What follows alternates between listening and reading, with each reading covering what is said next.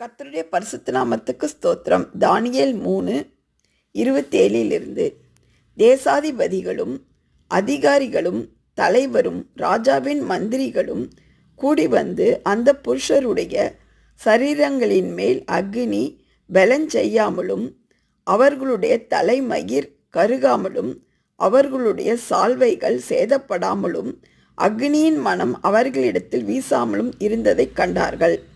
அப்பொழுது Nebuchadnezzar வசனித்து, Shadrach, Meshach, Abednego என்பவர்களுடைய தேவனுக்கு ஸ்தோத்திரம், அவர்கள் தங்களுடைய தேவனைத் தவிர வேறே தேவனையும் சேவித்து பணியாமல் அவரையே நம்பி ராஜாவின் கட்டளையை தள்ளி தங்கள் சரீரங்களை ஒப்பு கொடுத்ததினால் அவர் தமது தூதனை அனுப்பி தம்முடைய தாசரை விடுவித்தார். ஆமென்.